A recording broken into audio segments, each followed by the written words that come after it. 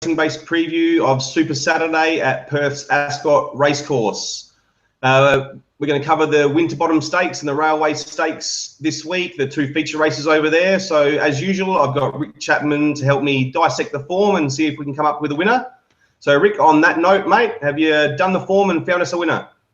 I've done the form. I am ready to declare to the world what I think. All right, well, let's start with the Winterbottom Stakes. How do you see that one playing out, Rick? Well, everybody's heart, particularly those in Eastern State, want Buffering to win again. He won it a couple of years ago. He's in form to do so. He's drawn well enough. He should cross and get out and get across. My big watch is on Rommel. I think this is an exciting racehorse, and even though he hasn't started for a long time, he did trial particularly well about 2 weeks back, and if there's a market move for Rommel, I think we should follow it. But on face value and on form, you'd have to just about tip Buffering again to win. So I will. He's in great shape. Robert Heathcote's particularly keen on him, says he's back as good as ever.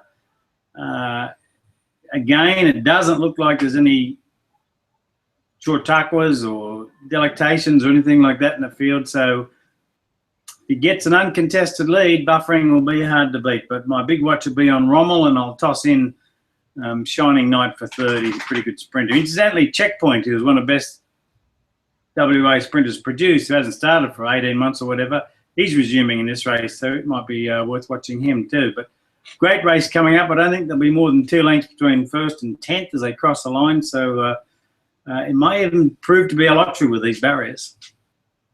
Yeah, what a tough race they've put together this year, Rick. As you said, Buffering, great form out of Melbourne last start, and nearly everyone would love to see the Buff get another Group 1. We've got last year's winner and runner-up, Magna Physio, Waterman's Bay, contesting again. Both of them look to be in as good a nick as they were last year. It's funny that you've gone for Rommel, Rick. The trial that Rommel went through, the horse that I'm going to tip came through the same trial. Finished just behind Rommel, but was really warming up late. I've gone with a 50 to 1 shot, Rick. Well, he was 50 to 1 when I backed him on Wednesday. He's now into $31. I'm talking of Sujay, horse that loves his first up run. He's had 4 first up efforts for 3 wins and a second, I think, and the last 3 were all wins. He's stepping up in class here, but I think this is what he needs. He's being a back marker. He's swooped from last in some weaker races where they've had a slower tempo up front. And I think the quicker tempo in this race might just suit him. And the big plus for mine is Craig Williams jumping aboard. Williams is undefeated in two rides in the Winterbottom Stakes. So, like I said, at massive odds, 50 to 1, I'm going to go for Sujay. Well, all I can say is good luck. I'm particularly scared of horses drawn wide and resuming in Group 1 races as well. So he's got 2 big crosses for mine. But good luck. I'm going to be on Buffering with a big saver on Rommel. You're going to be on Sujay. And once again, that's the beauty of trying to tip winners. It's you find different form lines and things to appeal. That's right, mate. And you know, Buffering's drawn fairly in barrier 10.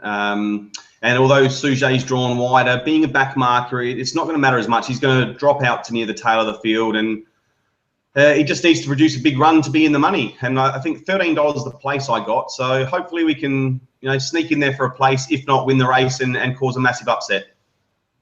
Well, it would be a massive upset. I know you say drawn out wide. A lot of people will stay away from rank outsiders because of their odds, but look back to earlier this month. What won the Melbourne Cup? It was 100 to 1 shot. So, folks, they do win them, and don't be scared just because of the odds. Yeah, fair enough. I know you say that being drawn wide won't matter because he's a back marker, but there's 4 or 5 back markers in that race, and him being drawn wide, he still might be pratted 3 deep trying to get in 15th spot. But anyway, it'll be very interesting. Yeah, and you don't want to be caught wide, but watching this horse's replays, Rick, he's come probably 5, 6 to 10 wide in his last 3 first up wins on around the turn, and it doesn't seem to bother him. He'll sit wide, come wider on the turn, and still swoop. So, in with a chance on a massive roughie. Yeah. Anyway, mate, let's go over to the Railway Stakes. What do you see winning that one? I think it's one act affair. I think the champion mare, she's probably the next Maccabi Diva. What will be interesting after she wins this, I'm talking delicacy, what will be interesting is what the comparisons between her and Winks will be, because they seem to be the standout racehorses. I don't think she's as good as Winks at the moment, but she should towel this lot up. Good Project. He's going to be very hard to beat. He's run 121 with 60 kilos on his back, 1400 last start. None of these horses have ever run anywhere near that time, and yet he drops down to 53. On times, weights and measures, if he's travelled across to the west particularly well, then he's going to be right in it. And I know that Chris Waller's got a huge opinion of Good Project, thinks he's going to make into a stallion prospect and win a Group 1 race. This might well be it, but he's up against a superstar in delicacy, and I just think she just sits back at the tail of the field and then swoops and wins as she pleases from Good Project, and I'll put in Blackheart Bart for third. Yeah, I'm with you. You couldn't have spelled it out any better, Rick. Delicacy seemed to be a superstar mare, and I've seen a couple of her wins at Morphettville. God, she was phenomenal. She just canted up to him and did it so effortlessly. I'm not tipping her. I'm going with the other one you mentioned, Good Project, Rick, and it was that times and weights factor that swung me, and the fact that now we know Chris Waller did set him for this race all along. This has been his main target. And we know Chris is just a genius with getting his horses to peak on the right day. So dropping all that weight, travelling over there is the only concern. But Good Project on weights looks a bit of a standout. If Delicacy, I can see those two fighting it out, but I'm gonna go for Good Project. Yeah, I wouldn't be surprised if he won simply because of the weight drop, and he's got tenacity on his side too, and the mare is second up from a spell. But as we saw with Winks in Sydney when she won the Epsom second up, these brilliant mares can just, brilliant racehorses can overcome that second up syndrome. And even though her form has been, wins at 2,500, 2,400, 2,200, etc. et al., I actually think she's a better middle distance horse, this Delicacy. And I just can't wait to see her rattle off a phenomenal final 400 metres and just swoop past them. Yeah, I didn't expect her to be so close first up from a spell, Rick, and I'm just hoping that hasn't taken a bit out of her. But she seems to be pretty good, and we'll find out on Saturday.